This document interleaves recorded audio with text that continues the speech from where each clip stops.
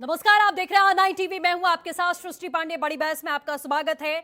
स्वास्थ्य, शिक्षा और सुरक्षा के साथ साथ बेरोजगारी की बिसात पर आगे बढ़ रहे उपचुनाव में आखिरकार धर्म का तड़का लग ही गया। अपने बयानों से सुर्खियों में रहने वाले बीजेपी सांसद साक्षी महाराज ने कब्रिस्तान और शमशान का जिक्र कर ही दिया। हिंदू मुसलमान के जिनको चुनाव में एक बार फिर से उतार खड़ा किया। अब साक्षी महाराज के बयान पर लगातार घमासान हो रहा है। इसी पर चर्चा करेंगे। उससे पहले आप रिपोर्ट देखिए। वो ये दुर्भाग्य है, अनुपात के आधार पर कब्रिस्तान और शमशान होना चाहिए। न मुद्दों पर सियासत, न समस्याओं पर शोर। उन्नाव के उपचुनाव वाले रण में बीजेपी सांसद साक्षी महाराज ने हिंदू मुसलमान के मुद्दे पर रंग लगा ही दिया। अपने लफ्जों से छोटे शमशान और बड़े कब्रिस्तान की लंबाई चौड़ाई नापते हुए साक्षी महाराज ने कह दिया कि कब्रिस्तान और शमशान का अनुपात में ना होना हिंदुओं के साथ बड़ा अन्याय है। वो ये दुर्भाग्य है, अनुपात के आधार पर कब्रिस्तान और शमशान होना चाहिए। अगर एक भी मुसलमान है गांव में तो कब्रिस्तान बहुत बड़ा है, पर आप अपने खेत के मेड़ पर दाह संस्कार करते हैं या गंगा में जाके दाह संस्कार करते हैं, और अन्याय नहीं है क्या?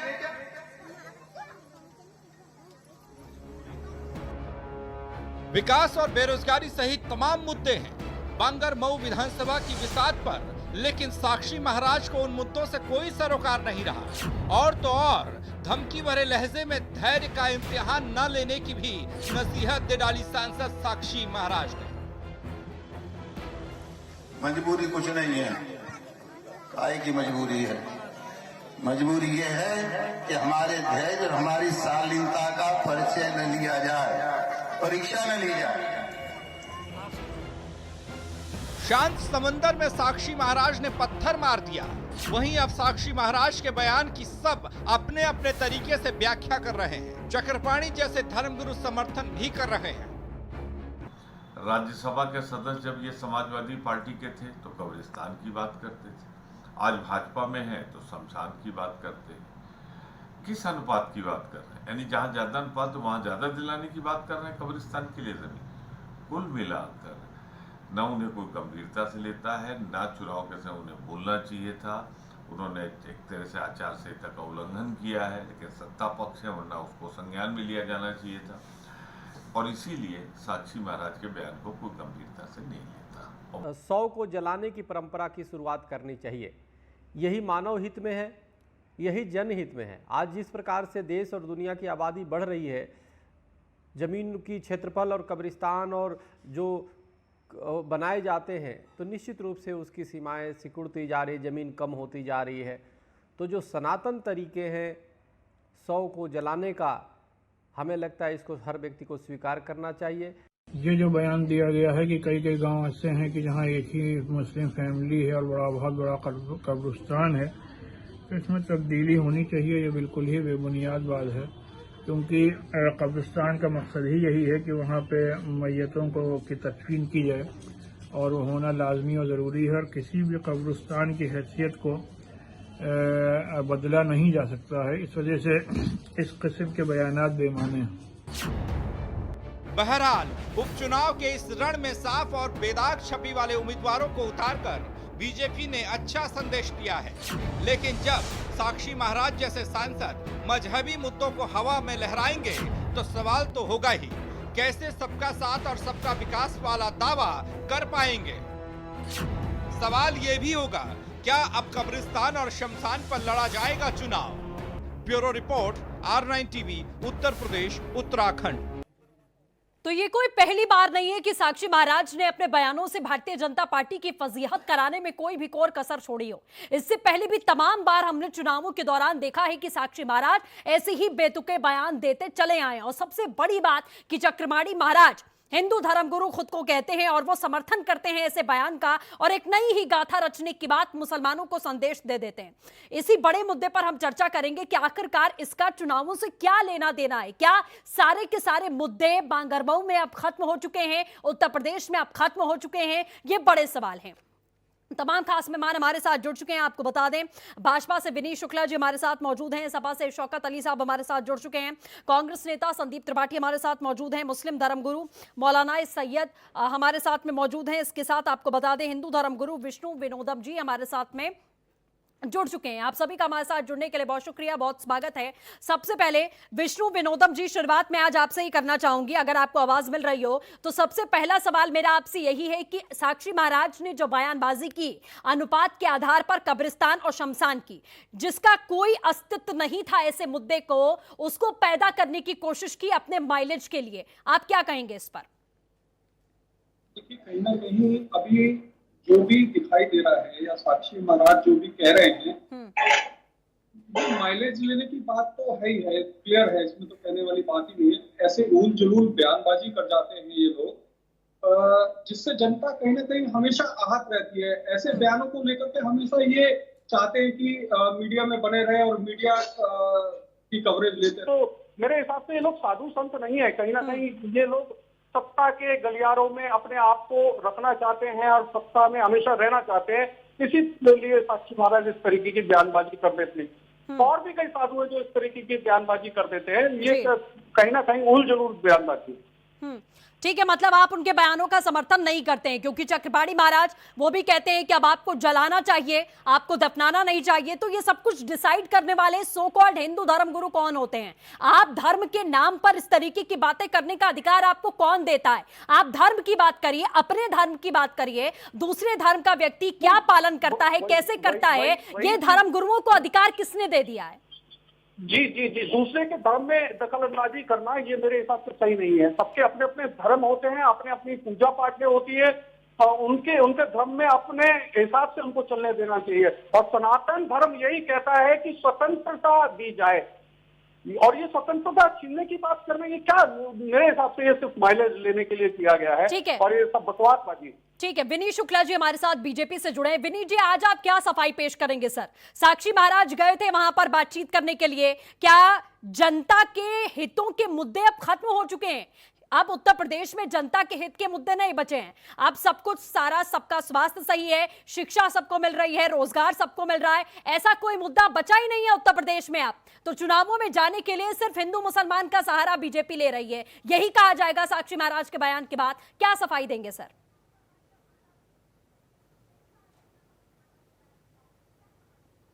देखिए सृष्टि जी, आधिकारिक प्रवक्ता नहीं है साक्षी महाराज जी। साक्षी महाराज एक सांसद हैं, हाँ, उन्नाव के, हाँ, और भारतीय जनता पार्टी की लाइन ये नहीं, भारतीय जनता पार्टी की स्पष्ट लाइन है, हाँ, अंत्योदय, हाँ, अंतिम पंक्ति में बैठे हुए व्यक्ति का उत्थान करना, हाँ, सबका साथ सबका विकास और सबके विश्वास के साथ। हाँ, भारतीय जनता पार्टी की सरकार पूरे देश में चल रही है और हमारी कई राज्यों में चल रही है। तो कहीं से भी ऐसे बयानों का कोई समर्थन भारतीय जनता पार्टी नहीं करती। उन्होंने किस परिप्रेक्ष्य में वहां पर बयान दिया है, क्या वहां पर उनकी बात हुई है, हाँ, ये वही बता सकते हैं। ये मतलब आपका साक्षी महाराज से कोई लेना देना नहीं है। आप R9 टीवी पर ये ऐलान कर रहे हैं सर आज, विनीत शुक्ला जी, आप ये ऐलान कर रहे हैं कि उन्होंने क्या कहा, किस परिप्रेक्ष्य में कहा, ये मैं नहीं जानता, ये उनका लेना देना है। मतलब बीजेपी का साक्षी महाराज से अब कोई लेना देना नहीं, अब कन्नी काट लिया आपने कि हम साक्षी महाराज को जानते ही नहीं है ना? नहीं, साक्षी महाराज हमारे सांसद हैं, हाँ, साक्षी महाराज हमारे सांसद हैं, हाँ, लेकिन साक्षी महाराज ने वहां पर क्या बयान दिया, किस परिप्रेक्ष्य में दिया है, मैंने कहा कि वो उनका निजी बयान हो सकता है, ये निजी बयान है, उसके विषय में सफाई वही दे सकते हैं। अरे ये निजी बयान है, अरे सर क्या बात करते हैं विनीत शुक्ला जी, आप क्या बात करते हैं? ये उनका निजी बयान हो गया। भारतीय जनता पार्टी से सांसद हैं कि नहीं? भारतीय जनता पार्टी को रिप्रेजेंट करते हैं या नहीं? बिल्कुल, भारतीय जनता पार्टी की लाइन पर चलने का दावा करते हैं या नहीं? और आप चुनावी सर चुनावी सभा किसकी थी? चुनावी सभा किसकी थी? चुनावी सभा में साक्षी महाराज कब्रिस्तान और शमशान की बात करते हैं और आप कहते हैं कि उनका निजी बयान है। कैसी बात कर रहे हैं आप?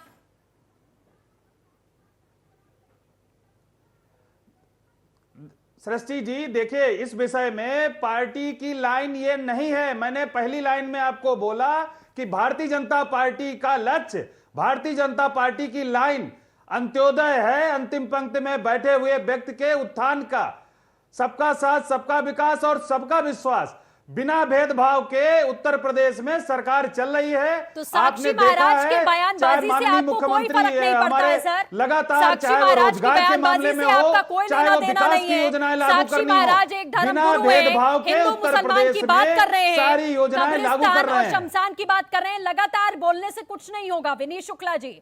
वहां चुनावी सभा में जाकर हिंदू मुसलमानों को बांटने की कोशिश साक्षी महाराज की तरफ से की गई। आप कहते हैं कि उनका निजी बयान होगा, आपको कोई फर्क नहीं पड़ेगा। जहां भारतीय जनता पार्टी अपनी छवि को बचाने की कोशिश कर रही है, ये वही सीट है कुलदीप सिंह सेंगर जहां से विधायक थे। सांसद पता नहीं है आपको क्या? वो भारतीय जनता पार्टी के सांसद हैं।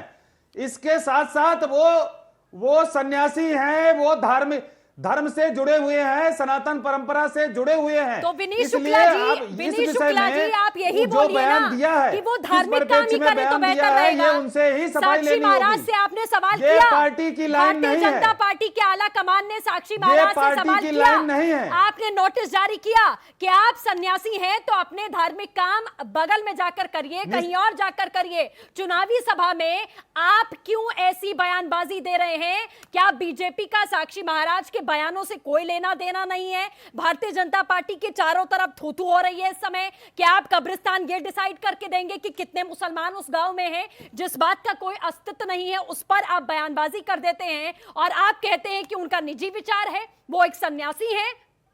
ये किसी मुसलमान मौलाना ने अभी कहा होता कि आप हिंदू हैं, आप जाकर दफन करिए, आप जलाइए मत, आप मत जलाइए, आप क्यों बर्बाद करते हैं? ऐसी बातें अगर किसी मुस्लिम मौलाना ने की होती तो भारतीय जनता पार्टी अभी तक सड़कों पर होती। तो ये दोगली राजनीति आप क्यों करते हैं? आप भी सनातन परंपरा से हैं सृष्टि जी, आप भी सनातन परंपरा से हैं।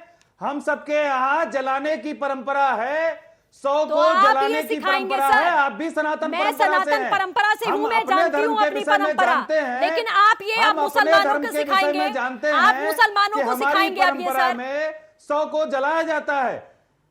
तो आप मुसलमानों को ये सिखाएंगे कि आप जलाइए, धर्म का आप दफनाइए अपना मत। निजी मामला है, ये ये मुझे मत समझाइए विनीत शुक्ला जी, मुझे मत समझाइए। ये जाकर साक्षी महाराज को पाठ पढ़ाइए, साक्षी महाराज को पाठ पढ़ाइए जाकर, जिनका निजी बयान आप बता रहे हैं। मुझे मत पढ़ाइए, मुझे पता है धर्म क्या कहता है। आप साक्षी अरे सर कोई फायदा नहीं है पर 2017 में विनीत शुक्ला जी, कोई फायदा नहीं है, कोई फायदा नहीं है। बांगरमऊ की जनता बहुत पढ़ी लिखी है, बांगरमऊ की जनता बहुत समझदार है सर। इतने सालों के सिर्फ और सिर्फ विनीत शुक्ला जी, विनीत शुक्ला जी आगे रहता है। बहुत सालों के बाद आप उस सीट पर विजय हासिल कर पाए थे।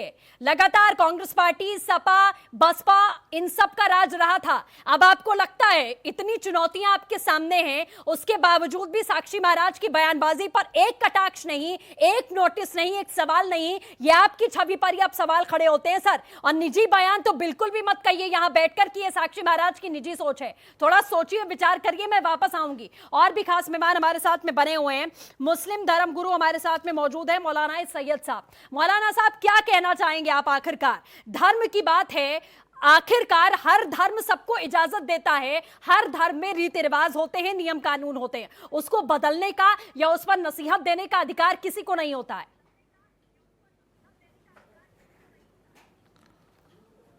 देखिए, हमारे हिंदुस्तान जो हमारा गंगा जमनी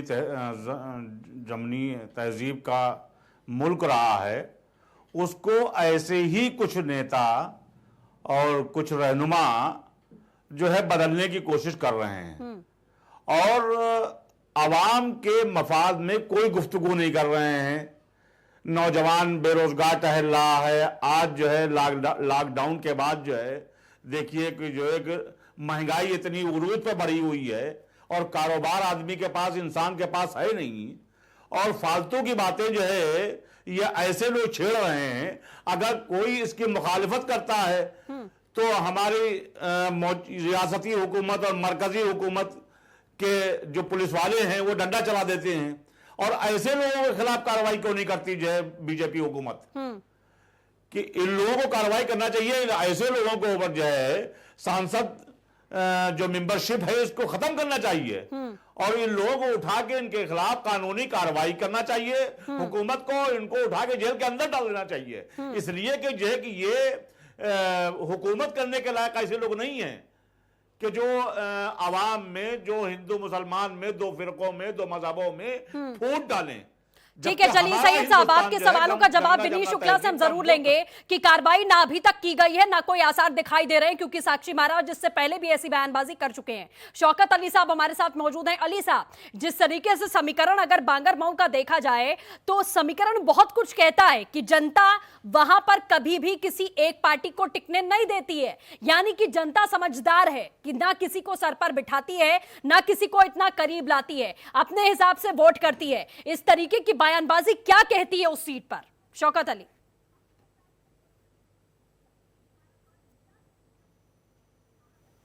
देखिए सृष्टि जी, सबसे पहली चीज तो मैं ये कहना चाहूंगा, ये जो बयान उन्होंने दे दिया है ये भारतीय जनता पार्टी का बयान है। ये भारतीय जनता पार्टी से अलग नहीं, इसलिए नहीं अलग है क्योंकि वो जो जनसभा हो रही थी वहां क्यों पहुंचे हुए थे वो भी मैं बताना चाहूंगा। वो जनसभा इसलिए हो रही थी क्योंकि भारतीय जनता पार्टी के जो प्रत्याशी हैं उनके समर्थन में वो वोट मांगने गए थे, इसलिए वो भारतीय जनता पार्टी से अलग बयान नहीं माना जा सकता है। वो भारतीय जनता पार्टी के सांसद हैं और उन्होंने जो बयान दिया वो आधिकारिक बयान है, इसको पुष्टि करनी चाहिए विनीत शुक्ला जी को। दूसरी चीज मैं ये कहना चाहूंगा, आप भी इस चीज को समझ रहे हैं, देखिए बांगर मऊ की सीट, ये सच्चाई है कि वहां की जनता बहुत जागरूक है। कल मैं भी वहां प्रचार में था, मैं भी बहुत सारी चीजों को समझ रहा था।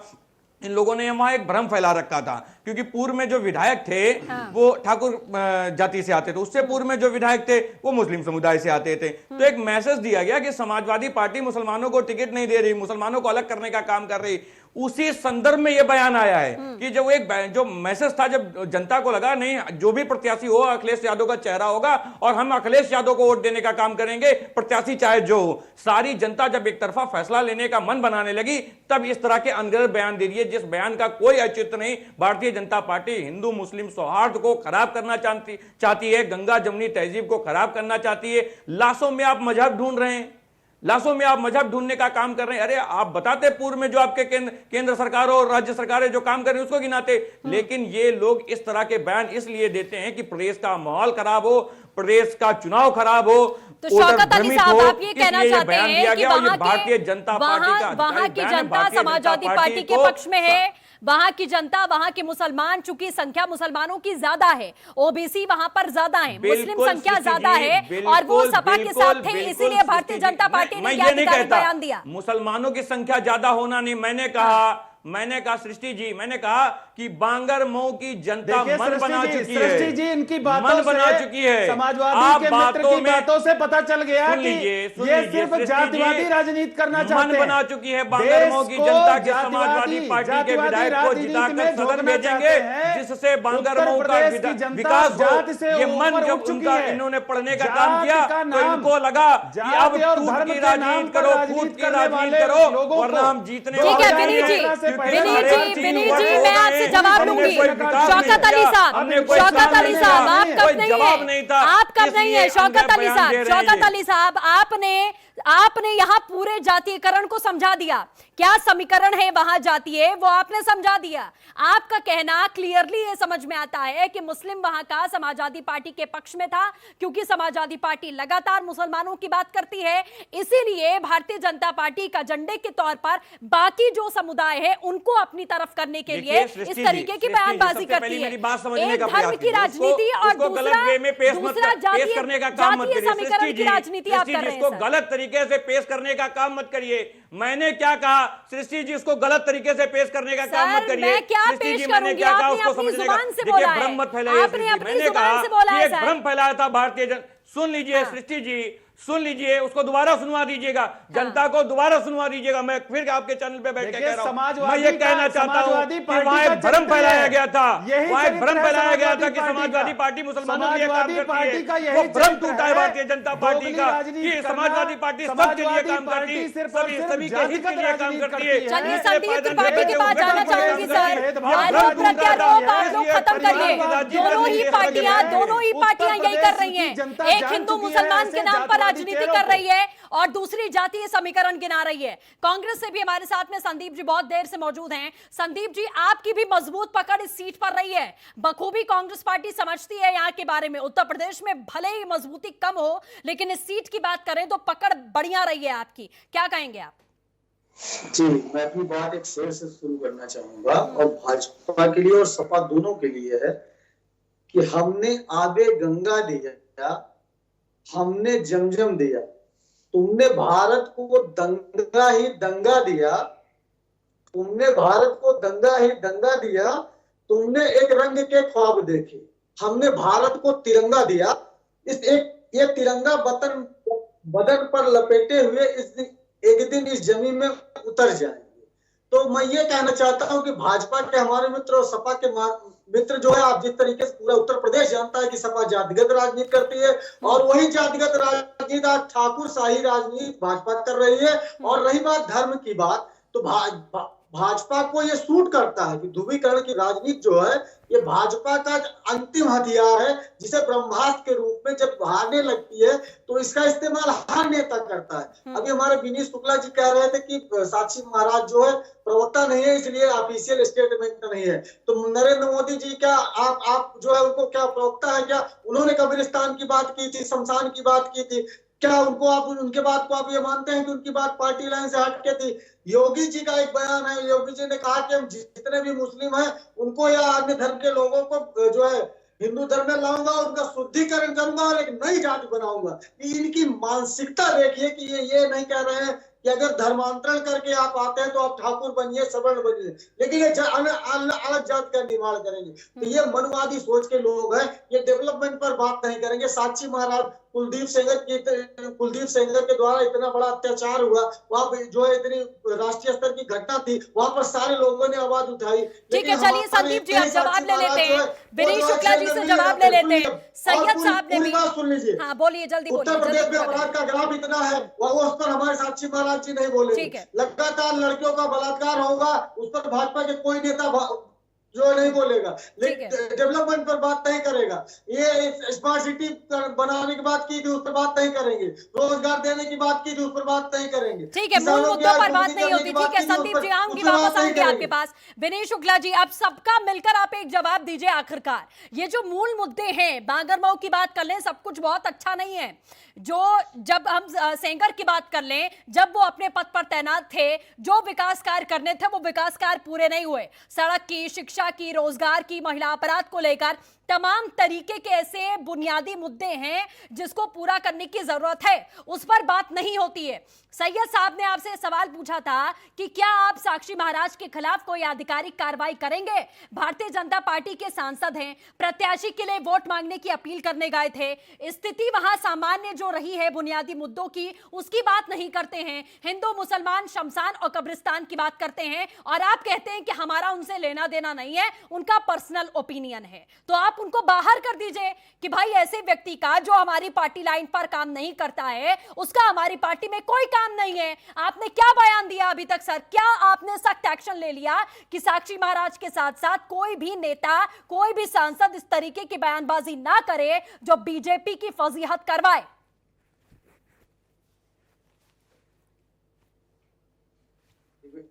देखिए सृष्टि जी, भारतीय जनता पार्टी की लाइन, मैंने आपको पहली लाइन में बताया है कि हमारा जो लक्ष्य है सबका साथ सबका विकास। बिना भेदभाव के उत्तर प्रदेश में सरकार चल रही है। माननीय योगी आदित्यनाथ जी के नेतृत्व में आपने देखा है कि इतनी 3 लाख से ज्यादा साढ़े 3 साल के अंदर रिकॉर्ड जो है रिकॉर्ड भर्तियां हुई हैं। 3 लाख से ज्यादा रोजगार देने में हम सफल हुए हैं। एमएसएमई सेक्टर में सबसे ज्यादा रोजगार उपलब्ध कराने में सरकार हमारी सफल भर्ती हुई है। चाहे हमें ठेका भाजपा ने ले रखा है, किस विभाग में भर्ती है? संदीप जी, मैं आऊंगी सर, एक एक करके जवाब दीजिए। मैं सवाल पूछ रही हूँ, मुझे सवाल पूछने दीजिए। पार्टी की उपलब्धियां, विनीत शुक्ला जी, मुझे उपलब्धियां नहीं जाननी है। जो पार्टी की विचारधारा है, जो पार्टी की लाइन है, उपलब्धियों का रात मत लाइए यहाँ पर, यहाँ जरूरत नहीं है। यहाँ इस डिबेट पर आपको अपनी उपलब्धियां गिनाने की जरूरत नहीं है। जो जमीन पर होता है वो दिखाई देता है। साक्षी महाराज पर क्या कार्रवाई करेंगे आप मुझे ये बताइए। चलिए आप सोच लीजिए, आप सोच लीजिए पहले। मैं रुकूंगी छोटे से ब्रेक के लिए, जल्द हाजिर होंगे। आप सोच लीजिए, यहाँ पे नहीं, हमने सोचा हुआ है। मुस्लिम धर्मगुरु ने कहा था कि रोजगार के विषय में बताएं, तो 3 लाख से ज्यादा रोजगार देने में हमारी सरकार सफल रही है। जी, मैंने फिर कहा कि मुझे ये आंकड़े नहीं चाहिए मेरी डिबेट में। मुझे ये आंकड़े नहीं चाहिए, मुझे साक्षी महाराज पर कार्रवाई का इस पर जवाब चाहिए। फिलहाल रुकेंगे एक ब्रेक के लिए, जल्द हाजिर होंगे। तो चुनावी माहौल में एक बार फिर से एजेंडा हिंदू मुसलमान बनाने की कोशिश यहां पर की गई है और किया साक्षी महाराज ने, जो लगातार ऐसी बयानबाजियां देकर सुर्खियों में बने रहना चाहते हैं। तमाम खास मेहमान लगातार हमारे साथ में बने हुए हैं। आपको बता दें इस वक्त हमारे साथ में हिंदू धर्मगुरु चेतनानंद जी जुड़ चुकी हैं। चेतनानंद जी, बहुत स्वागत है आपका R9 टीवी पर। सवाल मैं फिर से आपसे ही शुरुआत करना चाहूंगी कि आखिरकार एक हिंदू धर्मगुरु होने के साथ साथ मैं ये समझना चाहती हूं कि साक्षी महाराज एक सांसद भी हैं, एक जनप्रतिनिधि भी हैं। ये चुनावी सभा में जाकर डिसाइड करने वाले ये कौन होते हैं कि शमशान में कितनी जगह होनी चाहिए और कब्रिस्तान में अगर एक मुसलमान गांव में है तो कब्रिस्तान नहीं देना चाहिए। ये डिसाइड करने वाले हिंदू धर्मगुरु साक्षी महाराज कौन होते हैं? आप क्या कहेंगी इस पर? देखिए, मुझे पूरा बयान उनका पता नहीं है कि उन्होंने किस संदर्भ में बयान दिया है, लेकिन जितना मैं समझ पा रही हूँ उन्होंने जो बयान दिया होगा वो स्पष्ट ही आबादी के आधार पर दिया होगा। आबादी के आधार पर ये निश्चित रूप से हमने बहुत सारी जगह ये देखा है कि गांव के बीच जी। और उसके बाद स्थिति यह आती है कि उसके चारों तरफ बहुत बड़ी आबादी मुसलमानों की हो जाती है और हमारी लड़कियों से हिंदुओं के बीच की आबादी को घेर के हमारी लड़कियों से छेड़छाड़ होती है। तो ये निश्चित ही जहां भी मुसलमान रहते हैं वहां उनके शवों को दफन करने के लिए स्थान बने हुए हैं। लेकिन आज एक ट्रेंड हम लोग जो देख रहे हैं, बहुत बड़ी संख्या में भूमि अधिग्रहण करके, भूमि पे अवैध कब्जा करके मजारों, पीरों और कब्रिस्तानों के नाम पर लड़कियों से छेड़छाड़ के मामले, लव जिहाद के मामले लगातार सामने आ रहे हैं। मुझे लगता है कि उनका जो भी बयान है वो उसी के संदर्भ में होगा। नहीं, बयान उन्होंने अनुपात के आधार पर ही दिया है जो आप कहना चाह रही हैं, लेकिन ये लव जिहाद का, कब्रिस्तान में दफन करने को लेकर छेड़छाड़ का मामला कहां से आ गया? मैं ये जानना चाहती हूँ, ये मामला कहां से आया? असल में ये क्रोनोलॉजी तब समझ में आएगी जब इसका डीप में सर्वे कराया जाए। असल में हम ऊपर से तो बिना तथ्यों के आधार पर, चेतनानंद जी, बिना तथ्यों के आधार पर, बिना किसी सर्वे के, बिना किसी नियम के और बिना किसी ऐसी खबर के आप ये बयान कैसे दे सकती हैं? जमीनी स्तर पर कार्य कर रहे हैं हम लोग, इन समस्याओं से रोज रूबरू होते हैं। रोज हमारे सामने ये समस्याएं आती हैं। कब्रिस्तान, पीरों के सैयद साहब जवाब देंगे। सैयद साहब आप जवाब दीजिए। सर सैयद साहब बोलना पड़ेगा आपको, आप जवाब दीजिए। कहां पर महिलाओं के साथ छेड़छाड़ हो रही है कब्रिस्तान में? जवाब दीजिए सर, ऐसे शांत रहने से कुछ नहीं होगा। देखिए ऐसा है, ये बीजेपी पार्टी की औंधी सीधी बातें हैं। कहां पर जो है वो कब्रिस्तान की वजह से बलात्कार हुआ है, बल्कि मंदिरों में हुआ हो रहा है, बलात्कार नहीं हो रहा है। मंदिरों में बलात्कार हो रहा है, नहीं हो रहा है? ट्रेनों में हो रहा है कि नहीं हो रहा है? गांव में कहां पर जो है अभी जो हाथरस में हुआ, ये कब्रिस्तान के पास बलात्कार हुआ है क्या? या जो है दीगर जगहों पर हुआ है तो कब्रिस्तान के पास हुआ है बलात्कार क्या? ये कौन करने वाले थे? और ये पंडित करने वाले, बलात्कार करने वाले कैसे निकल रहे हैं? नहीं, आप कैसे आ रहे हैं भाई? कैसे मौलाना साहब जरा जबान संभालिए अपनी। कैसे निकल रहे हैं ये लोग? आपके मदरसों में मौलाना सारे रेप में पकड़े जाते हैं। यही चौक में मदरसे में अभी मौलाना पकड़ा गया। आप लोग करते हो, आप जिस पड़ोसी का धंधा चल रहा था मदरसे के अंदर, मदरसे में मौलाना जिस पड़ोसी के धंधे करते हैं, आपको पता है, आप जैसे मौलानाओं ने देश बर्बाद कर दिया है। धर्म के नाम पर आप कैसे कर सकते हैं? ठीक है संदीप जी मैं आऊंगी, मौका दूंगी। आप लोग एक एक करके बात करें, पहले एक एक करके बात करिए। विनीश शुक्ला जी, आपने ठेका नहीं ले रखा तो आप सरकार में क्यों बैठे हैं, सत्ता में क्यों बैठे हैं? कौन कार्रवाई करेगा? मौलाना अगर बलात्कार करते हैं, पंडित अगर बलात्कार करते हैं, हाथरस में अगर बलात्कार होता है, कार्रवाई कौन करेगा? अरे कार्रवाई कौन करेगा आप ये बताइए। अभी मैं बता रहा हूँ, लखनऊ में अभी गिरफ्तारी हुई है। क्यों बैठे? लखनऊ में एक मदरसे से गिरफ्तारी हुई है। सत्ता छोड़कर वापस चले जाइए। आप सत्ता छोड़कर वापस चले जाइए। धंधा चल रहा था। अगर कोई बलात्कारी है तो ना वो मौलाना होगा, ना वो पंडित होगा, ना ही वो दलित होगा। सर, वो अपराधी होगा और ऐसे अपराधियों पर कार्रवाई करने के लिए आपको सत्ता में बिठाया गया है, ना कि यहाँ पर धर्म और जातीय राजनीति करने के लिए आपको बिठाया गया है। आपको सर पर क्यों बिठाया गया है? आप मुझे जवाब दीजिए इस बात का। ऐसे समाज के जो कोण हैं, ऐसे समाज में जो कोण है मौलाना, ऐसे लोगों की गिरफ्तारी भी हो रही है, उन पे कार्रवाई भी हो रही है। सिर्फ मौलाना ही बलात्कार करते हैं क्या? सिर्फ मौलाना बलात्कार करते हैं क्या? हाथरस में जो का भूल गया, आप किसी जाति के आधार पर और धर्म के आधार पर नाम लगा रहे हैं सर। ये आप साक्षी महाराज के बयानों का समर्थन करते दिखाई दे रहे हैं सर। देखिए आपके पास में मुद्दे खत्म हो गए क्या? मुद्दे खत्म हो गए क्या आपके पास में? भारतीय जनता पार्टी की कोई लाइन नहीं है। भारतीय जनता पार्टी के तो आप अपनी लाइन से हटकर बात कर रहे हैं। आप अपनी लाइन से हटकर बात कर रहे हैं। मौलाना बलात्कार करता है तो जेल में बंद करिए ना। मौलाना बलात्कार करता है तो जेल में बंद करिए ना। ये शमशान और कब्रिस्तान पर फैसला लेने वाले आप लोग कौन हो गए? बंद हो रहे हैं तो बिल्कुल करिए। इसका राग क्यों अलाप रहे हैं आप सर?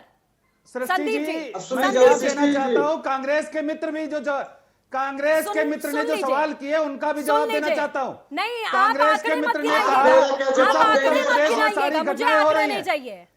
दिल्ली से इनके नेता राहुल गांधी और प्रियंका वाड्रा निकलते हैं पर्यटन पर और हाथरस में जात देख लेते हैं। विनीत शुक्ला जी, मैं हाथ जोड़ के निवेदन कर रही हूँ, मेरी डिबेट में मेरे मुद्दे पर बात करिए। आप डिरेल मत करिए मामले को। साक्षी महाराज पर कार्रवाई क्या करेंगे आप इसका जवाब दीजिए। खाली मुझे प्रियंका गांधी और राहुल गांधी के पर्यटन पर जवाब नहीं चाहिए। संदीप जी को बोलने दीजिए। संदीप जी बोलिए आप। जी, जैसा कि अभी मैं एक बात कहना चाहूंगा कि जो हमारे मौलाना जी और जो हमारे जो है सनातन धर्म की धर्मगुरु है, मैं दोनों की निंदा करता हूँ। ये समाज के लिए कौन है ऐसे लोग जिस तरह से आक्षेप एक दूसरे पर लगा रहे हैं? ये ही ध्रुवीकरण की राजनीति ये भाजपा को सूट करती है। जो मौलाना जी बोल रहे हैं ये भी भाजपा के पक्ष में बोल रहे हैं, इसलिए कि ये भाजपा को मौका देते हैं ध्रुवीकरण का। इसलिए मैं इनकी निंदा करता हूँ। आप जिस तरीके से आप जो लगातार धर्म को टारगेट करके बात कर रहे हैं, इसी का फायदा उठाती है भाजपा। और हमारे विनीत जी कह रहे हैं कि आप हमारा जवाब देंगे। प्रियंका जी राहुल गांधी की पर्यटन पर निकले थे, आप राजस्थान में पर्यटन पर निकल जाते, आप पंजाब में हुई घटना पर्यटन में निकल जाते।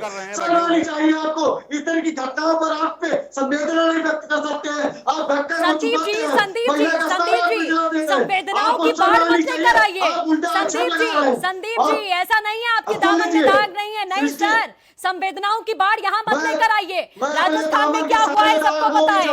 आप बाढ़ वहां पर लेकर जाइए, अपनी संवेदनाएं वहां पर दिखाइए। जहां आपकी सरकार होती है वहां संवेदनाएं आप सारे दल भूल जाते हैं। जहां दूसरे की सरकार होती है वहां संवेदनाओं का सैलाब आ जाता है सर। मेरा जवाब सुन लीजिए। अगर हमारी सरकार ने वहां पर अगर ये कहा हो कि बलात्कार नहीं हुआ है, मैं खिलाफ जाकर आंदोलन करूंगा। या राहुल गांधी ने कहा अगर हमारी सरकार ने अधिरात में शौच जलाया होता तो राहुल गांधी ने कहा कि मैं जाकर विरोध करूंगा। पहली बात संदीप जी मुद्दे पर बात करिए। और प्रियंका गांधी वहां पर नहीं गई, अपना आंसू पोंछने के लिए राजस्थान नहीं गई प्रियंका गांधी। क्या तब वो इंसान नहीं थी, या तब वो पॉलिटिकल लीडर नहीं थी, या तब वो एक महिला नहीं थी, या तब एक महिला का दर्द समझ नहीं आ रहा था? तब क्यों नहीं गई आंसू पोंछने के लिए? तब जमीन पर बैठकर धरना क्यों नहीं दिया? तब लाठी क्यों नहीं खाई? तब उनकी मां को गले से क्यों नहीं लगाया? प्रियंका गांधी ने तब क्यों नहीं किया? बताइए। जवाब सुनिए।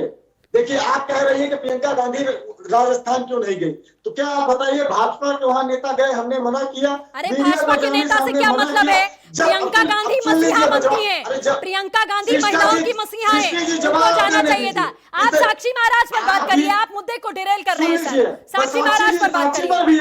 नहीं, मैं साक्षी जी पर भी मैं बात कर लेता हूँ। साक्षी जी का इतिहास रहा है। एक जो स्टेटमेंट मैं और सुना देता हूँ। जब वो उन्नाव आए तो उन्होंने कहा कि मैं इसी तरह की राजनीति करके सलमान खुर्शीद की जमानत जब्त करा दिया हूँ, और आज वही राजनीति करने में उन्नाव आया हूँ। जब उन्नाव ये आए थे चुनाव लड़ने पहली बार सांसदी का, तब का इनका स्टेटमेंट और भाषण है। भाजपा की राजनीति करने का यही तरीका है। योगी जी को आप ले जाते हैं राजस्थान, वहां पर बयान दिलाते हैं कि जो हनुमान जी दलित है।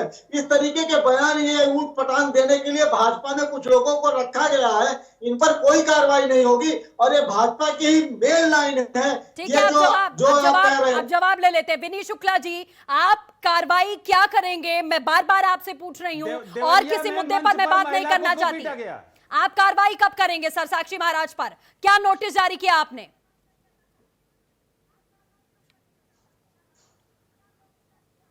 देखिए सृष्टि जी, भारतीय जनता पार्टी की पहली बात तो ये लाइन नहीं है, ना ही किसी आधिकारिक प्रवक्ता का ये बयान है, ना ही हमारे किसी संगठन के किसी ऐसे व्यक्ति ने दिया। सांसद हैं, साथ साथ सनातन परंपरा से हैं, उन्होंने क्या बयान दिया, किस परिप्रेक्ष्य में वहां पे बयान दिया गया है, उस बयान को लेकर के उसको सफाई साक्षी महाराज ही देंगे। भारतीय जनता पार्टी विकास का एजेंडे पे चुनाव लड़ रही है, जमीनी स्तर के एक नेता को वहां पर चुनाव लड़ा रही है।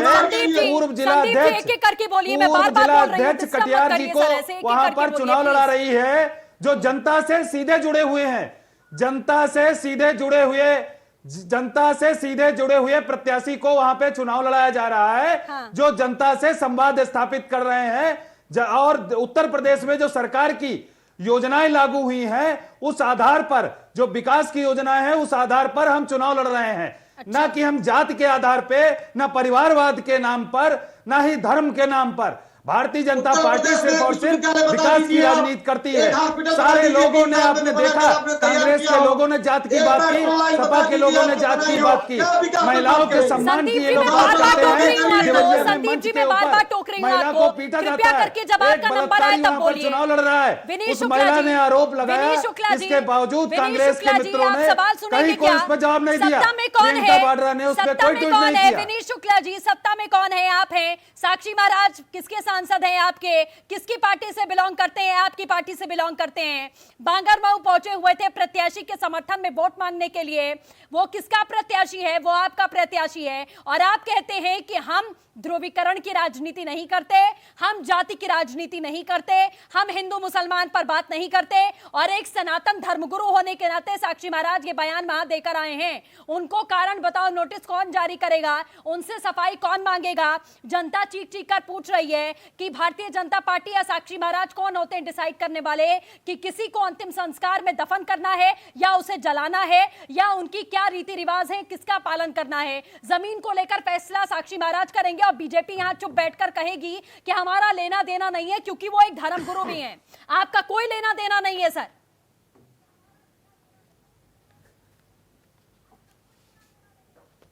देखिए सृष्टि जी, मैं कह रहा हूं कि हमने वहां पे जो प्रत्याशी उतारा, पूर्व जिला अध्यक्ष हैं हमारे, साक्षी महाराज पर बात करिए, मैं नहीं सुनूंगी। जनता से सीधे संवाद स्थापित करने वाले, जनता के बीच रहने वाले, जनता के बीच काम करने वाले, ऐसे व्यक्ति को हमने चुनाव लड़ाया है। और पूरा संगठन, पूरी सरकार विकास के एजेंडे पे चुनाव लड़ रही है। जातिगत दलगत राजनीति भारतीय जनता पार्टी नहीं करती है। साक्षी महाराज साक्षी। और देखिए चुनाव आयोग उस पर संज्ञान ले रहा है। बीजेपी का कोई लेना देना नहीं है साक्षी महाराज से। आप R9 टीवी पर बयान दे रहे हैं, बीजेपी का साक्षी महाराज से कोई लेना देना नहीं है। मैं कह रहा हूं कि ये उनका निजी बयान है। कैसी भी बयानबाजी करें, बीजेपी का कोई वास्ता नहीं है। शौकत अली साहब, बीजेपी का कोई वास्ता नहीं है। निजी बयान है, किस परिप्रेक्ष्य में उन्होंने वहां पर ये बयान दिया, बिल्कुल निजी बयान है। ये साक्षी महाराज बेहतर बता सकते हैं। भारतीय जनता पार्टी की लाइन नहीं है। साक्षी महाराज जाकर हिंदू मुसलमान करके आते हैं, ये आपका एजेंडा है क्या? छुपा हुआ एजेंडा है क्या? सारे मुद्दे खत्म हो गए बांगरमऊ में, आपने सब कुछ दे दिया। बांगरमऊ को स्मार्ट सिटी बना दिया, बच्चे वहां ऑक्सफोर्ड में पढ़ रहे हैं, सड़कें वहां पर एकदम मुलायम बनी हुई हैं, कोई गड्ढा नहीं है, रोजगार वहां पर हर युवा को आपने दे दिया है। अब सिर्फ कब्रिस्तान और शमशान का मुद्दा बचा है बांगरमऊ में, है ना? और साक्षी महाराज से आपका कोई लेना देना नहीं है। शौकत अली, आप बताइए, साक्षी महाराज से बीजेपी का कोई लेना देना नहीं है, ये उनका पर्सनल एजेंडा है। ये आपका ऐलान है सर, ये आपका ऐलान है। मुझे नहीं जानना आंकड़े, 3 साल की सरकार में 3 लाख से ज्यादा रोजगार उपलब्ध कराए गए। इस कोरोना जैसी महामारी के समय में भी, कोरोना जैसी महामारी के समय में भी हमारा संगठन, हमारी सरकार सबसे ज्यादा नजर आई है, काम करती हुई। इंटरेस्ट नहीं है आपके आंकड़ों में, आपका एजेंडा नहीं जानना है हमें। शौकत अली, देखिए सृष्टि जी, सबसे पहली चीज, भारतीय जनता पार्टी के प्रवक्ता इसको R9 पे साफ तौर पे कह रहे हैं कि भारतीय जनता पार्टी के सांसद भी नहीं है, मतलब साफ तौर पे उसको नकार दिया कि उनका मैंने ये निजी कब कह दिया सांसद नहीं है? सुन लीजिए कब कहा मैंने सांसद नहीं है? सुन लीजिए मैंने कब कहा? सुन लीजिए विनीत जी, आप कह सकते हैं कि अखिलेश यादव आपके राष्ट्रीय अध्यक्ष नहीं है। विनीत जी, आप ये कह सकते हैं कि आपके अखिलेश यादव राष्ट्रीय अध्यक्ष नहीं है। अभी आप इतना समर्थन कर रहे थे, क्या बात करते हैं आप? उनके समर्थन हमारे सांसद हैं। सुन लीजिए, मैंने कहा ये हमारे सांसद हैं। आपके सांसद है, उनका निजी बयान हो गया। बिल्कुल भारतीय जनता पार्टी का प्रचार कर रहे हैं, अगर कोई बयान देते तो उनका निजी बयान होने के साथ साथ वो एक सन्यासी हैं। भारतीय जनता पार्टी के मंच पे खड़े होकर यदि कुछ बोलते हैं तो वो उनका निजी बयान कैसे हो सकता है? भारतीय जनता पार्टी का दोहरा चरित्र आप इसी चीज से समझ सकते हैं। यदि मंच पे खड़े होकर कोई घोषणा करते हैं या कोई बयान देते हैं तो उसे उनका निजी बयान माना जाए, वो भारतीय जनता पार्टी का एजेंडा या उनका बयान न माना जाए, सरकार का बयान न माना जाए, सांसद का बयान न माना जाए। यह है भारतीय जनता पार्टी की सोच और मानसिकता। जब आप भारतीय जनता पार्टी के मंच पे खड़े होकर ये दावा करते हैं, इस तरह के बयान देते हैं, तो आप कहते हैं निजी बयान है। अगर देश के प्रधानमंत्री भी इसी तरह बयान देते हैं तो आप कहेंगे कि वो निजी बयान है क्या? सदन में निजी बयान है क्या? के अंदर जो भी व्यक्ति चुनकर जाता है, जनता का प्रतिनिधि होता है, और जब मंच पे खड़ा होकर कोई बयान देता है, उसी पे आज हम चर्चा कर रहे हैं, तो वो उनका आधिकारिक बयान नहीं है। क्या किया उनके पर? और ये उनका आधिकारिक बयान नहीं है क्या? ये भारतीय जनता पार्टी का आधिकारिक बयान है, ये उनकी सोच दर्शाता है। भारतीय जनता पार्टी के लोग शौकत अली साहब, विनीत जी मैं आऊंगी। शौकत अली साहब, विनीत जी एक एक करके बात करें। और दूसरी बात, विनीत शुक्ला जी, विनीत शुक्ला जी, विनीत शुक्ला जी, विनीत शुक्ला जी, विनीत शुक्ला जी, लोकसभा के शौकत अली साहब मैं आऊंगी। एक एक करके बोलिए, एक एक करके बोलिए, एक एक करके बोलिए, एक एक करके बोलिए। शौकत अली साहब मैं आऊंगी सर, मैं रोक रही हूँ आपको, मैं आऊंगी। शौकत अली साहब उधर भटकाने का आवाज मिल रही है क्या आपको? कोई भी ये मैं आऊंगी आपके पास। विनीत शुक्ला जी, मेरा सवाल आपसे ये है सर, अभी आप कह रहे थे बड़ी आत्मीयता के साथ कि हमारे सांसद हैं, हम नहीं नकार रहे कि वो हमारे सांसद नहीं है। आजम खान की बात आप कर रहे हैं, आजम खान कहां है? आजम खान जेल में है। समाजवादी पार्टी कहां है? वो आपके बगल में बैठे हैं और विपक्ष में बैठे हैं, अपनी जमीन को और ज्यादा मजबूत करने की कोशिश में लगे हुए हैं। सत्ता में कौन है? सत्ता में भारतीय जनता पार्टी है और आप आधिकारिक प्रवक्ता के तौर पर यहां बयानबाजी कर रहे हैं। और आपको यही नहीं पता कि साक्षी महाराज ने क्या बयान दे दिया। आपके सांसद आपकी पार्टी से आपके प्रत्याशी का समर्थन करने के लिए पहुंचे, हिंदू मुसलमान की बात करते हैं, और आप अभी भी आजम खान और समाजवादी पार्टी पर अटके हुए हैं, जो कि आपके बगल में विपक्ष पर बैठे हैं। जनता ने वोट देकर आपको सर पर बिठाया है, ना कि समाजवादी पार्टी को और ना ही आजम खान को। तो आप ये क्यों नहीं जस्टिफाई करते हैं सर यहां बैठकर कि साक्षी महाराज ने जो बयान दिया वो गलत दिया? आप में हिम्मत है तो आप एक बार भी ये बोलकर दिखाइए कि साक्षी महाराज ने बयानबाजी गलत की है, तो मैं समझूंगी कि भारतीय जनता पार्टी की पार्टी लाइन ये नहीं है सर।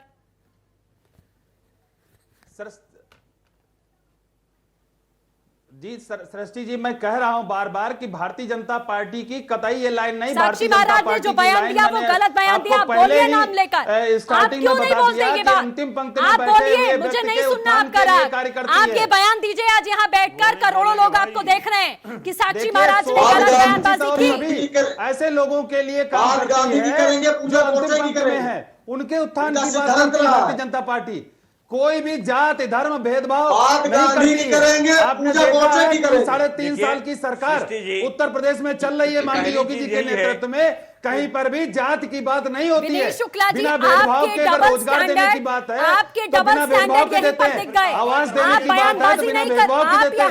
हम वहां कोई जाति देख करके नहीं देते। आपके पास कोई जवाब ही नहीं है सर। ये आपका हिडन एजेंडा है क्या कि मुसलमानों को टारगेट करो और मुसलमानों को सीट से साइड करो और तमाम जो जातीय समीकरण है उन सबको इकट्ठा करके अपनी वोट बैंक की राजनीति को मजबूत करो? एजेंडा तो इन लोगों का चलता है सर, ये आपका एजेंडा तो समाजवादियों का चलता है, कांग्रेस का चलता है। आपकी कि पार्टी जब चुनाव आता है तो मंदिर जाते हैं और घर जाकर के चर्च में माफी मांगते हैं। विकास सबका विश्वास की बात करती है और कांग्रेस का दौरा चरित्र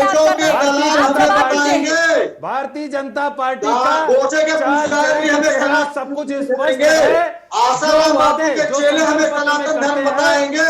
आसाराम बापू के डांस प्रोग्राम में करने वाले आपके शीर्ष नेता मोदी जी हमें बताएंगे। संदीप जी सवाल पूछा जाए तब जवाब दीजिए।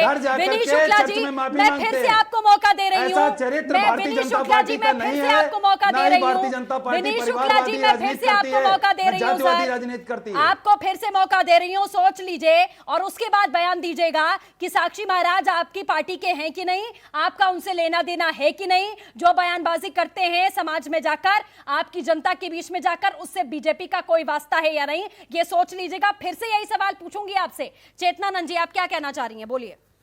देखिए मेरे पास साक्षी महाराज का बयान है। उन्होंने कहा कि कब्रिस्तान के लिए भूमि आरक्षित होती है। हाँ। चाहे किसी गांव में एक भी सुन लीजिए। हाँ। मैं बहुत धैर्य से सब लोगों को सुन रही थी। एक भी मुसलमान अगर रहता है तो कब्रिस्तान के लिए भूमि आरक्षित होती है। हाँ। और ये सत्य भी है, भूमि आरक्षित रहती है। हाँ। जबकि हिंदुओं के लिए, हिंदुओं के शवों को दहन करने के लिए कोई भूमि आरक्षित नहीं होती है। उनको कोई भी भूमि आवंटित नहीं की जाती है। भूमि आवंटित की जानी चाहिए, इसमें क्या गलत है? पहले मैं आप सबसे ये पूछना चाहती हूँ कि इस बयान में गलत क्या है जो साक्षी महाराज पर इतना बवाल हो रहा है। उन्होंने कहा कि हिंदुओं के शवों को दहन करने के लिए भी सरकार की ये जिम्मेदारी बनती है कि वो भूमि का आवंटन करें जिस भूमि पर शवों का दहन हो सके। हिंदुओं को अपने शवों को सिर्फ या तो अपने खेतों में दहन करना पड़ता है या फिर गंगा के किनारे ले जाना। सरकार में कौन है? सरकार में कौन है? साक्षी महाराज ढिंढोरा क्यों पीट रहे हैं? सरकार में कौन है मैं पूछ रही हूँ। चेतनानंद जी सरकार में कौन है? सरकार में कौन है बताइए। सरकार में भारतीय जनता पार्टी है। सरकार में कौन है बताइए। विनीत शुक्ला से पूछिए सरकार में कौन है। पूछ रही हूँ कि वो इस बयान को अपने से अलग करते हैं। आखिर साक्षी महाराज ने, मैं विनीत शुक्ला जी से मेरा सवाल है कि आखिर उन्होंने गलत क्या कहा है? भूमि आवंटन क्यों नहीं होना चाहिए हिंदुओं के शवों को दहन करने के लिए? यदि आप सत्ता में हैं तो आपका यह नैतिक कर्तव्य है कि हिंदुओं के और मुसलमानों के शवों का बराबर सम्मान करते हुए आपको हिंदुओं को भी इसका चुनाव से क्या लेना देना है? चेतनानंद जी हिंदू धर्म गुरुओं को आज याद आ रहा है कि हमारे पास दहन करने के लिए जमीन नहीं होती है। ये अब क्यों याद आ रहा है? जब चुनावी समर चल गया, उपचुनाव सर पर है, अब आप लोग को क्यों याद आ रहा है? ये अब क्यों याद आ रहा है? मैं ये सवाल पूछ रही हूँ। अरे भाई क्यों याद आ रहा है आपको अब? यही तो त्रासदी है कि हमारी जो पीड़ा है वो चुनावों के समय याद आती है। यही तो हम लोगों की त्रासदी है। जो रोटी कपड़ा मकान की समस्या है वो पूरी हो चुकी है ना चेतनानंद जी? वो पूरी हो चुकी है। सबको रोजगार मिल गया, सबको घर मिल गया, सबको खाना मिल रहा है, कोई भीख नहीं मांग रहा है, सबके पास में पहनने के लिए कपड़े हैं और सिर्फ और सिर्फ शमशान नहीं रह गया है। आवंटन भी एक महत्वपूर्ण रोजगार, देखिए रोजगार एक दिन में नहीं मिल जाएगा। हाँ। लेकिन भूमि आवंटन बहुत आसान प्रक्रिया है। रोजगार की लड़ाई नहीं लड़ेंगे हम, हिंदू मुसलमान की लड़ाई लड़ेंगे हम, आपसी भाईचारे को खत्म करने की लड़ाई लड़ेंगे। कितने केसेस दर्ज हुए हैं विनीत शुक्ला जी, आप मुझे जवाब दीजिए। कितने केसेस दर्ज हुए हैं? कितने हिंदुओं ने रिपोर्ट दर्ज कराई है कि मुसलमानों के पास में कब्रिस्तान के लिए जमीन ज्यादा है, हमारे पास में शमशान के लिए जमीन नहीं है? ऐसे कितने मामले आपके सामने आ गए? मुझे इसका जवाब दीजिए सर आज। विनीत शुक्ला जी, हिंदू धर्मगुरु अब आंदोलन कर रहे हैं इस बात पर कि हमारे पास में शमशान नहीं है, हमारे पास में जलाने के लिए जगह नहीं है। कितने केसेस आपके सामने दर्ज हुए हैं? कितने गांव वाले आपके सामने आए हैं? डीएम के पास, एसपी के पास, आपके पास,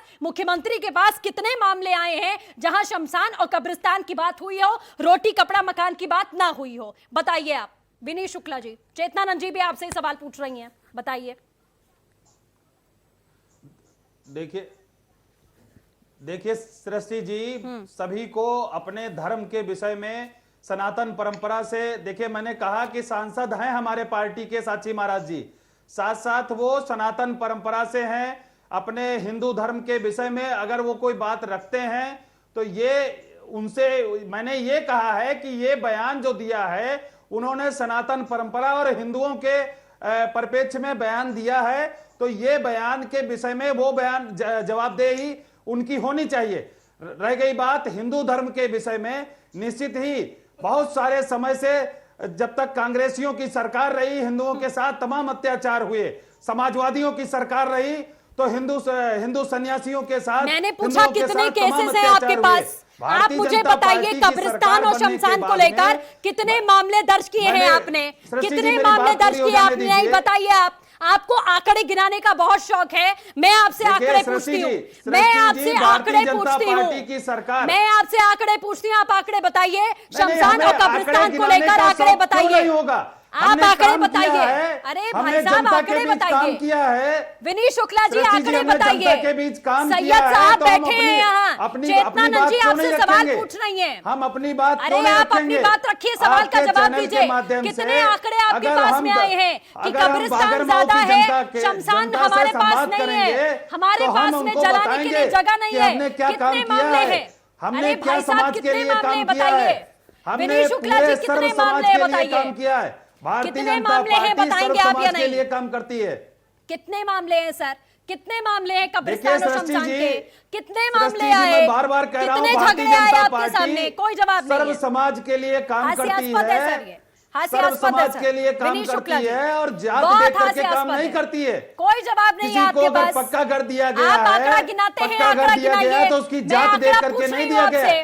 चाहे वो हिंदू हो, चाहे मुसलमान हो, चाहे किसी भी वर्ग के हो, उसको हिंदू मुस्लिम में नहीं बांटा जाता। कोई आंकड़ा नहीं है आपके पास। भारतीय जनता पार्टी किसी को जात में नहीं बांटती। कोई आंकड़ा नहीं है सर आपके पास। चलिए सर, ज्यादा समय नहीं है, जातिवादी राजनीति करने वाली पार्टियां आपके सामने बैठी हैं। उनका अस्तित्व आज उनका अस्तित्व शून्य की कगार पे है।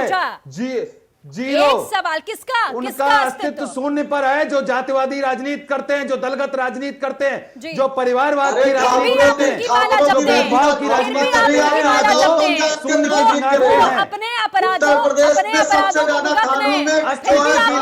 है कांग्रेस, पूरे देश के अंदर अस्तित्व की लड़ाई लड़ रही है कांग्रेस। सचिव देख लीजिए, डीएम की संख्या देख लीजिए, हर वर्ग में क्षत्रिय वर्ग का प्रतिनिधित्व। आप कह रहे हैं जातिगत राजनीति नहीं करते हैं, और कैसा जातिगत राजनीति करेंगे यार? शर्म आनी चाहिए। आप दूसरों पर डिडोरा। चलिए ठीक है, ज्यादा टाइम नहीं है मेरे पास। मैं आखिरी कमेंट चेतनानंद जी और सैयद साहब से लेना चाहूंगी। चेतनानंद जी, एक आखिरी कमेंट और मैं आपसे चाहती हूं, जो साक्षी महाराज के बयान का समर्थन करते हुए चक्रपाणी महाराज ने दिया कि अब मुसलमानों को भी ये तय कर लेना चाहिए कि उन्हें शमशान में जाकर दहन ही करना चाहिए, उन्हें अब दफन नहीं करना चाहिए। तो जैसे सनातन परंपरा है, ऐसे इस्लाम धर्म है, ऐसे ही अन्य धर्म है। तो ये बताने वाले अब हिंदू धर्म गुरु कौन होते हैं कि आपको ये करना चाहिए, आपको अपनी परंपरा बदल लेनी चाहिए? अगर किसी मुस्लिम मौलाना ने ये बात कही होती तो क्या ये एक्सेप्टेबल होता हमारे समाज में? मैम, ये हम क्यों सिखा रहे हैं दूसरों को? इस बयान का नहीं सरश्री जी, मैं साक्षी महाराज के बयान का समर्थन करती हूँ, क्योंकि उन्होंने कहा कि हम लोग सहिष्णु हैं और हम लोग अपने खेतों में दहन कर लेते हैं। लेकिन मैं इस बयान का, देखिए, सबको अपने क्रिमिनेशन का अधिकार है। जो जैसे क्रिमिनेशन करता आ रहा है वो उसी तरीके से करे। मैं इसका समर्थन नहीं करती, चक्रपाणी जी के बयान का समर्थन नहीं करती हूँ, क्योंकि सबको अपने शवों को सम्मानजनक तरीके से, हम तो शत्रुओं के भी शव होते हैं, जो युद्ध में भी जो शत्रु मारे जाते हैं, उनके शवों का भी सम्मानजनक तरीके से, उनके रिचुअल से उनका अंतिम संस्कार करते हैं। तो मैं इस बयान का समर्थन नहीं कर सकती, लेकिन हाँ, इतना जरूर है कि आवंटन होना चाहिए शव दहन के लिए भूमि का। सरकार की तरफ से दी हुई नहीं है, बल्कि हम लोगों ने हमारे यहाँ गांवों में अपने खेत में ही कब्रिस्तान बना लिया है। ये कोई पूरी जमीनें जो है सरकार की दी हुई नहीं है। अब अगर उनका मुतालबा है तो वो मुतालबा सरकार से मांगे। चलिए ठीक है, चेतनानंद जी और सैयद साहब, चेतनानंद जी कानून कर लीजिए इस पर। फिलहाल आप सभी खास मेहमानों का हमारे साथ जुड़ने के लिए बहुत बहुत शुक्रिया। तो जाहिर तौर पर समय समय की बात है, जब चुनाव आते हैं, अभी तक साक्षी महाराज का कहीं आता पता नहीं था कि वो कहाँ थे। सुर्खियां बटोरनी है, एजेंडा बनाना है, इसीलिए अब रोजी रोटी, रोजगार, अर्थव्यवस्था और तमाम ऐसे जो मुद्दे हैं वो खत्म हो चुके हैं उत्तर प्रदेश में। अब सिर्फ मामला शमशान और कब्रिस्तान का रह गया है, जो तस्वीरों में आप देख पा रहे हैं। अब देखना यह होगा कि भारतीय जनता पार्टी जो लगातार सबका साथ, सबका विकास और सबके विश्वास की बात करती है, मुख्यमंत्री लगातार सबको एकजुट होकर लेकर चलने की बात करते हैं, उसी पार्टी के सांसद इस तरीके की बयानबाजी करते हैं। अब पार्टी कैसे लगाम कसती है, ये आने वाला समय बताएगा। फिलहाल के लिए बस इतना ही। नमस्कार।